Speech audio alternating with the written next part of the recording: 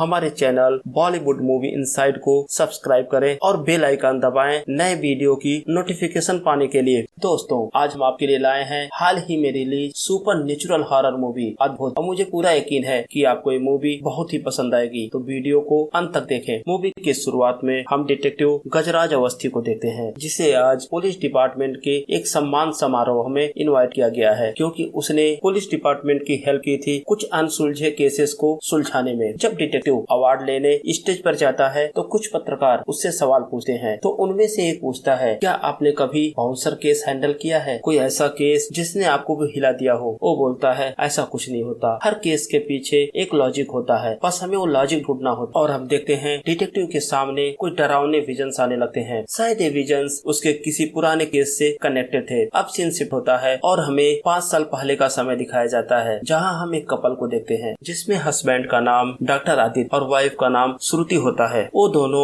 आज ही अपने नए घर में शिफ्ट हुए हैं। हालांकि उनका घर शहर से काफी दूर जंगल के किनारे होता है। दोनों आपस में बैठकर बातें कर रहे होते हैं। तभी हम देखते हैं उनके घर का दरवाजा अपने आप खुल जाता है और एक तेज हवा का झोंका श्रुति के पास से गुजरता है। श्रुति चौंक जाती है। अब सीन शिफ्ट होता है और हम देखते हैं दूसरे दिन श्रुति घर पर अकेली होती है और किचन में मिक्सर में कुछ ग्राइंड कर रही होती है। तभी उसे आदित्य का कॉल आता है। आदित्य उससे पूछता है कि क्या तुमने दवा खा लिया? वो बोलती हाँ। अभी वो आदित्य से बात कर ही रही थी, तभी आदित्य कॉल को डिस्कनेक्ट कर देता है और इधर श्रुति देखती है कि मिक्सर ग्राइंडर अपने आप ऑन हो गया था। अब धीरे धीरे मिक्सर ग्राइंडर फुल स्पीड में चलने लगता है और थोड़ी देर बाद ग्राइंडर का जार निकलकर श्रुति के बगल से होता हुआ दीवार से टकराता है और दीवार पर एक क्रॉस का सिंबल बन जाता है। इस घटना से श्रुति काफी डर जाती है। अब हम देखते हैं श्रुति और आदित्य डिटेक्टिव गजराज को बुलाते हैं। तो जब गजराज आता है तो उनसे बोलता है कि देखिए, फोन पर आपकी आवाज सुनकर ऐसा लगा कि आप बहुत घबराए हुए हैं, क्या प्रॉब्लम है? तो श्रुति बताती है, कोई हम पर हमला कर रहा है। तो डिटेक्टिव बोलता है, तब तो आपको पुलिस के पास जाना चाहिए था। तो श्रुति उसको बताती है कि कोई नॉर्मल केस नहीं है। वो बताती है, कुछ दिन पहले मैं किचन में काम कर रही थी और मुश्किल से 5 मिनट के लिए बाहर गई होगी। जब मैं आई वापस तो देखा किचन के सारे ड्रॉयर खुले हुए थे और जिस दिन इस घर का हमने पोजीशन लिया, रात में हम यहीं रुके हुए थे। रात में मैंने बहुत ही डरावना सपना देखा, जैसे कोई डेविल एंटिटी मुझे हंट कर रही हो। और एक दिन हम दोनों शोरूम में गए थे। शोरूम में लगा हुआ झूमर एकाएक नीचे गिर जाता है और हम देखते हैं उसमें लगे हुए क्रिस्टल अपने आप इकट्ठा होते हैं और एक क्रॉस का रूप बन जाते हैं। और वही आज किचन में रखा हुआ मिक्सर ग्राइंडर अपने आप ऑन हो गया। मैंने जब पावर ऑफ किया तब भी वो बंद नहीं हुआ और मिक्सर का जार एकाएक दीवार से टकराता है और दीवार पर भी एक क्रॉस का चिन्ह बन जाता है। और श्रुति उसे ये भी बताती है कि जिस दिन कुछ स्पेशल होता है उसी दिन एक घटनाएं होती है। तो डिटेक्टिव पूछता है कि आने वाले कुछ समय में क्या कुछ स्पेशल होना है, जैसे किसी का बर्थडे हो, एनिवर्सरी हो या कुछ भी ऐसा? तो बोलती हाँ, आदित्य का एक एनुअल फंक्शन है। तो बोलता है ठीक है, आज के बाद अगर कोई भी प्रॉब्लम हो तो मुझे बेझिझक कॉल करना। और डिटेक्टिव वहाँ से चला जाता है। अब डिटेक्टिव अपने ऑफिस जाता है और अपने असिस्टेंट को बोलता है, आदित्य के घर से 1 किलोमीटर के रेडियस का मुझे डिटेल मैप चाहिए। और इधर वो खुद भी काफी चीजें वेरीफाई करता है, जैसे उस दुकान में जाता है जहाँ झूमर गिरा था और उस मिक्सर ग्राइंडर को भी चेक करता है कि कहीं उसमें प्रॉब्लम तो नहीं थी जिसकी वजह से वो ऑटोमेटिक ऑन हुआ और बाहर निकल गया। अब वो दोबारा आदित्य और उसकी वाइफ से मिलता है और उससे बोलता है कि मुझे नहीं लगता कि कोई आपको जान से मारना चाहता है, क्योंकि जब भी घटनाएं हुई तो चीजें आपके पास से गुजर गयी, लेकिन आपको कोई नुकसान नहीं हुआ, जबकि वो चाहता तो आपको मार सकता था। अब सीन शिफ्ट होता है। अब हम गुड लाइफ हॉस्पिटल के एनुअल फंक्शन को देखते हैं और आदित्य इस हॉस्पिटल का एमडी है। वहीं हम डिटेक्टिव और उसके असिस्टेंट को भी देखते हैं। वो काफी सातिर निगाहों से पूरे एरिया पर नजर रखे हुए था। अब जब आदित्य स्पीच दे रहा होता है तभी हम देखते हैं लाइटें फ्लिकर होती हैं और थोड़ी देर बाद कुछ अजीब सी आवाजें भी आने लगती हैं। सब लोग इधर उधर देखते हैं, लेकिन कुछ समझ में नहीं आता कि आवाज कहाँ से आ रही है। तभी डिटेक्टिव देखता है कि एक पंखा बहुत ही अजीब तरीके से चल रहा था। वो देखने में ऐसा लग रहा था वो कभी भी गिर सकता है। तो डिटेक्टिव अपने असिस्टेंट को बोलता है कि जाके सारे स्विच ऑफ कर दो। वो स्विच ऑफ तो कर देता है और तभी वो पंखा अपने हुक से निकल जाता है और उड़ता हुआ आदित्य की तरफ बढ़ता है। आदित्य और श्रुति अपने आप को बचाते हैं। पंखा जाकर दीवार से टकराता है और वहाँ फिर से एक बार क्रॉस का निशान बन जाता है और इस घटना को देखकर वहाँ पर भगदड़ मच जाती है। लोग बाहर की तरफ भागते हैं, लेकिन डिटेक्टिव देखता है एक लड़की थोड़ा दूर आगे बढ़कर फिर पीछे मुड़कर देखती है और चली जाती है। अब डिटेक्टिव उस प्रोग्राम का सीसीटीवी फुटेज चेक करता है तो उसे उस लड़की की इमेज मिलती है। उस लड़की का इमेज देखने के बाद डिटेक्टिव सोचता है इसको मैंने कहीं तो देखा है। वो फ्लैशबैक में जाकर देखता है तो उसे याद आता है कि उसने उस लड़की को चर्च में देखा था। वो अपने असिस्टेंट से बोलता होता है कि जितने लोगों ने ये सेमिनार अटेंड किया सबका आई कार्ड बना होगा और उस आई कार्ड में उनकी इन्फॉर्मेशन भी होगी और मुझे इस लड़की की पूरी हिस्ट्री चाहिए, इसके पैदा होने से लेकर अब तक की। और हाँ, पूरे दिन का रूटीन चेक करो, कब आती है, कब जाती है, किससे मिलती है, सारी इन्फॉर्मेशन मुझे चाहिए। अब डिटेक्टिव चर्च जाता है, तभी उसके असिस्टेंट का कॉल आता है और वो बताता है उस लड़की का नाम है मेरी मैथ्यूज। अब डिटेक्टिव चर्च में फादर से मेरी के बारे में पूछता है तो फादर बताते हैं वो किसी एनजीओ के लिए काम करती है और ये एनजीओ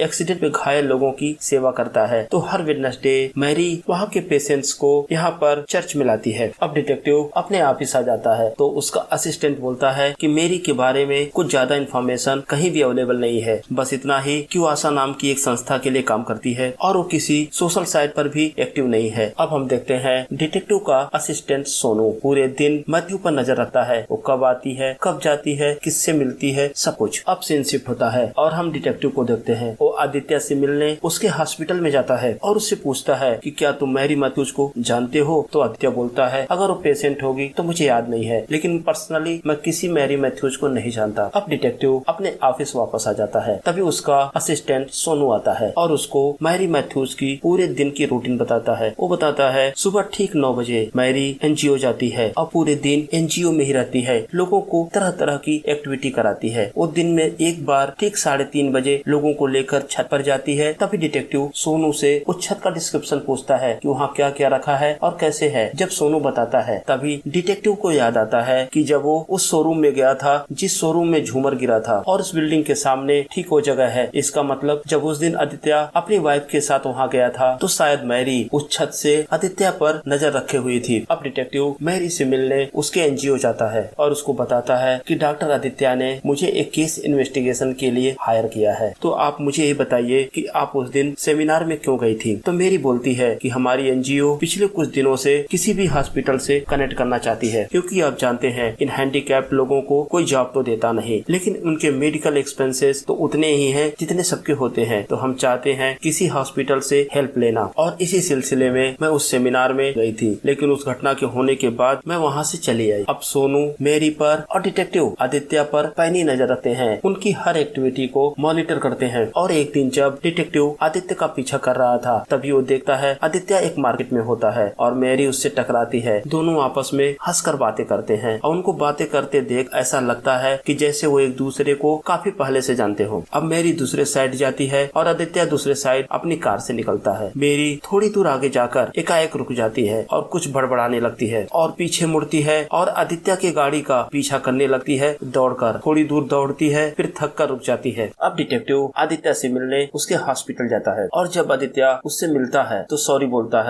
है कि मैं पेशेंट के साथ बिजी था। तो बोलता है नहीं, आप पेशेंट के साथ बिजी नहीं थे, आप झूठ बोल रहे हो, आप सिगरेट पी रहे थे, आपके हाथों पर निकोटीन के निशान अभी भी देख सकता हूँ और मैं ये भी बता सकता हूँ कि तुम किसके साथ सिगरेट पी रहे थे, ईसा था पर। तो डिटेक्टिव पूछता है कि आखिर डॉक्टर तुम्हारी जिंदगी में चल क्या रहा है, क्या तुम अपनी वाइफ को जान से मारना चाहते हो, आखिर है क्या। अगर लोग मुझसे झूठ बोलते हैं तो मैं झूठ तुरंत ही पकड़ लेता हूँ, लेकिन जब मैंने तुमसे पूछा तुम मेरी मैथ्यूज को जानते हो तो तुमने मना कर दिया, वो भी इतने कॉन्फिडेंस से झूठ कैसे बोल लेते हो। तो डॉक्टर नाराज हो जाता है, वो बोलता है मैं किसी मैरी मैथ्यूज को नहीं जानता। तो डिटेक्टिव अपने मोबाइल फोन में मैरी मैथ्यूज का फोटो दिखाता है। तो आदित्य बोलता है इसका नाम मेरी मैथ्यूज नहीं है, इसका नाम अंजलि मल्होत्रा है, या यहाँ के सबसे बड़े बिजनेसमैन राकेश मल्होत्रा की बेटी है। अब डिटेक्टिव सोचने लगता है कि एक ही लड़की के दो नाम कैसे हो सकते हैं और आदित्य भी उस पर नाराज होता है। वो बोलता है अगली बार जब तुम मुझसे मिलने आना तो अपॉइंटमेंट लेकर ही आना। अब डिटेक्टिव अपने ऑफिस जाता है और इंटरनेट पर अंजलि मल्होत्रा से रिलेटेड काफी इन्फॉर्मेशन सर्च करता है। वहीं वो सोशल साइट पर एक वीडियो देखता है जिसमें अंजलि मल्होत्रा अपने फ्रेंड्स के साथ में अपना बर्थडे सेलिब्रेट कर रही होती है। अब वो अंजलि मल्होत्रा और मैरी मैथ्यूज दोनों के फोटोग्राफ निकालता है और दीवार पे लगाकर दोनों को ध्यान से देखता है कि क्या इन दोनों के बीच में कोई अंतर है। वहीं हम एक बात नोटिस करते हैं कि जब भी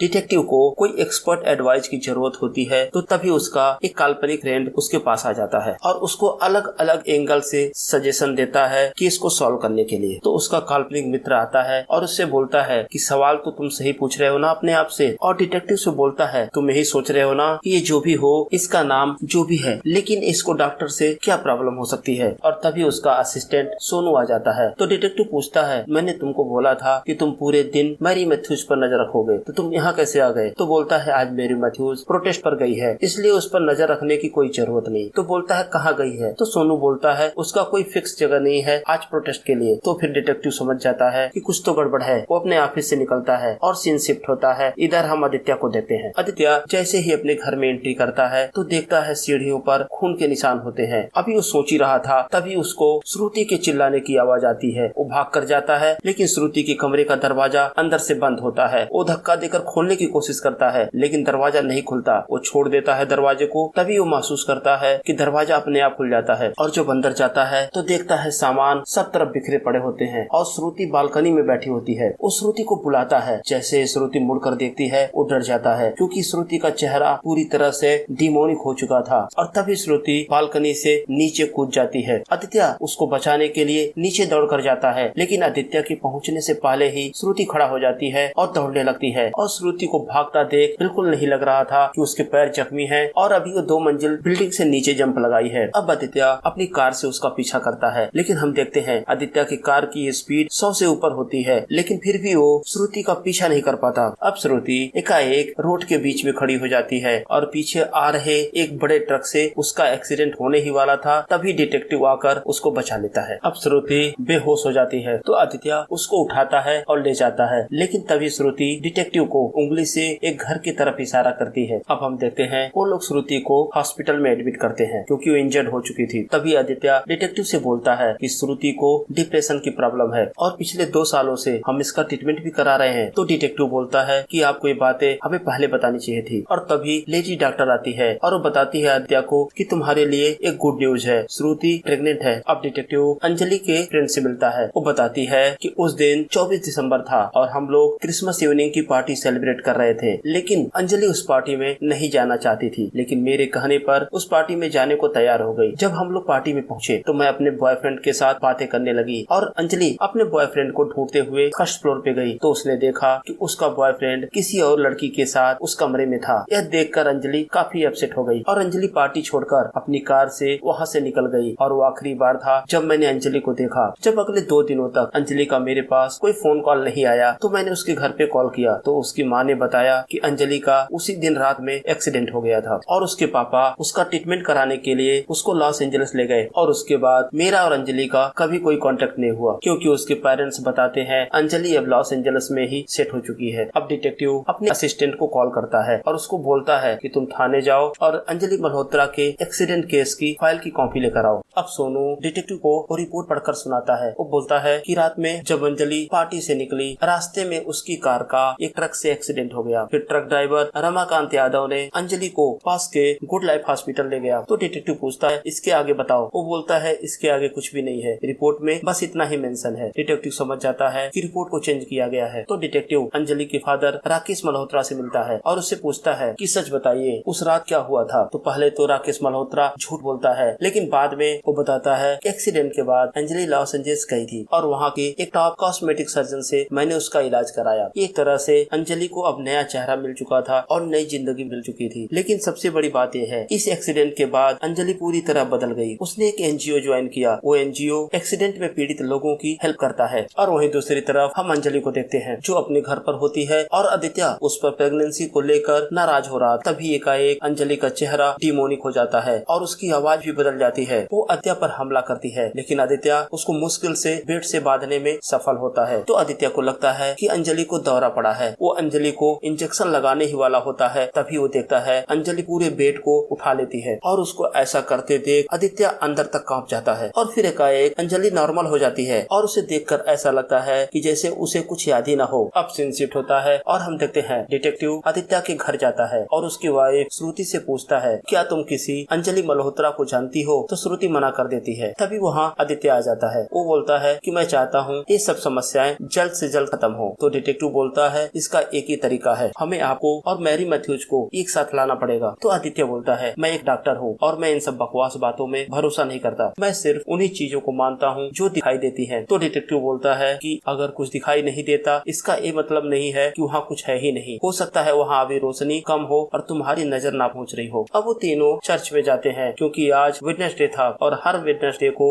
मैरी चर्च आती है। तो डिटेक्टिव और सृष्टि दोनों छिप जाते हैं और सामने सिर्फ आदित्य बैठा होता है। पहले मैरी आती है, प्रे करती है और चर्च से बाहर चली जाती है। लेकिन फिर मैरी दोबारा आती है चर्च में। अब उसकी आंखें लाल हो जाती हैं हैं और पूरा चेहरा डिमोनिक हो जाता है। वो आदित्य को हवा में उठा देती है और हवा में लहराते हुए एक कांच के ग्लास पर आदित्य को दे मारती है। आदित्य नीचे गिर जाता है और घायल हो जाता है। अब डिटेक्टिव अंजलि के एक्सीडेंट वाली जगह पर जाता है और वहाँ खड़ा होकर अज्यूम करता है कि उस रात यहाँ क्या हुआ होगा। वो गहरी सोच में डूब जाता है। तभी उसका काल्पनिक फ्रेंड आता है और डिटेक्टिव को बोलता है कि क्या सोच रहे हो, सोचो तुम हर उस आदमी से मिल चुके हो जो इस एक्सीडेंट से जुड़ा हुआ है, सिर्फ उस ट्रक ड्राइवर को छोड़कर। इसका मतलब तुम्हें ट्रक ड्राइवर से मिलना चाहिए। अब डिटेक्टिव उस ट्रक ड्राइवर से मिलता है तो बताता है उस घटना ने तो मेरी जिंदगी ही बर्बाद कर दी, क्योंकि उसमें मेरी कोई गलती नहीं थी। वो लड़की तेजी से कार को चलाते हुए आई और मेरे ट्रक में टकरा गई। मैंने उसको बचाने के लिए उसको हॉस्पिटल में एडमिट भी किया, लेकिन हम गरीबों की कौन सुनता है। मेरी ट्रांसपोर्ट कंपनी ने मुझे यह कहकर निकाल दिया कि तुमने उस दिन शराब पी रखी होगी और तुम्हारी वजह से एक्सीडेंट हुआ, और उसके बाद काफी समय तक मुझे किसी ने काम भी नहीं दिया। अब डिटेक्टिव डॉक्टर आदित्य से मिलता है और उसको बोलता है कि मुझे आपसे कुछ बातें करनी है। तो आदित्य बोलता है कि मैं आपसे बात नहीं करना चाहता। तो डिटेक्टिव बोलता है क्योंकि आप कुछ सवालों के जवाब नहीं देना चाहते, इसलिए मुझसे बात नहीं करना चाहते हो। एक बात बताओ, जिस दिन अंजलि एडमिट हुई उसके शरीर पर काफी सीरियस चोटें थी, लेकिन रिपोर्ट में कहीं मेंशन नहीं है। और उस दिन अंजलि ने काफी सारा ड्रिंक भी किया था, वो भी रिपोर्ट में मेंशन नहीं है। और सबसे बड़ी बात, जिस डॉक्टर ने अंजलि की जान बचाई, अंजलि उस पर ही हमला क्यों कर रही है? इन सब सवालों के जवाब आप देना नहीं चाहते हो। अब आदित्य वहाँ से चला जाता है, लेकिन तभी डिटेक्टिव देखता है हॉस्पिटल के एक फ्लोर की लाइट अब फ्लिकर होने लगी थी। डिटेक्टिव उस हॉस्पिटल के फ्लोर पर जाता है तो देखता है वहाँ कोई नहीं होता, लेकिन तभी रूम नंबर 11 के बगल में लटका हुआ क्रॉस अपने आप नीचे गिर जाता है। और तभी डिटेक्टिव को श्रुति का एक्सीडेंट वाला दिन याद आता है, जब वो हाथ से इशारा करके एक घर को दिखा रही होती है। अब डिटेक्टिव उस घर में जाता है और वहाँ रहने वाले लोगों से मुलाकात करता है और तुरंत ही श्रुति को कॉल करता है और बोलता है कि हॉस्पिटल से दूर रहो, लेकिन श्रुति उसका कॉल डिस्कनेक्ट कर देती है। अब सीन शिफ्ट होता है और हम देखते हैं आदित्य और श्रुति दोनों हॉस्पिटल में होते हैं। आज उनके हॉस्पिटल के नए विंग का उद्घाटन होता है और वहाँ के चीफ गेस्ट होते हैं अंजलि मल्होत्रा के फादर राकेश मल्होत्रा। जब वो लोग फ्लोर पर पहुँचते हैं तो देखते हैं डिटेक्टिव वहाँ पहले से बैठा होता है और वो राकेश मल्होत्रा से पूछता है, एक बात बताओ आदित्य, इतनी कम उम्र का और एक मामूली सा डॉक्टर इतने बड़े हॉस्पिटल का एमडी कैसे बन गया? क्योंकि उस पर राकेश मल्होत्रा कहा था, लेकिन सवाल यहाँ उठता है क्यों राकेश मल्होत्रा जैसा बिजनेसमैन एक छोटे से मामूली डॉक्टर को इतनी बड़ी हॉस्पिटल का एमडी क्यों बना दिया? अब राकेश मल्होत्रा दीपक जलाने जाता है, लेकिन जैसे ही दीपक को जलाता है दीपक बुझ जाता है और पूरे फ्लोर की लाइटें फ्लिकर होने लगती हैं। और तभी वहाँ अंजलि मल्होत्रा आ जाती है। देखने में अंजलि मल्होत्रा थी, लेकिन वो पूरी तरह से पोसेस थी, वो किसी के बस में थी और उसका चेहरा पूरी तरह डिमोनिक हो गया था और वो अब सबको उठाकर इधर उधर फेंकने लगती है। वो आगे बढ़ती है और श्रुति को अब मारने ही वाली थी, तभी डिटेक्टिव पीछे से बोलता है एमी रुक जाओ, और ये नाम सुनकर अंजलि तुरंत रुक जाती है। और तभी हम देखते हैं वो दोनों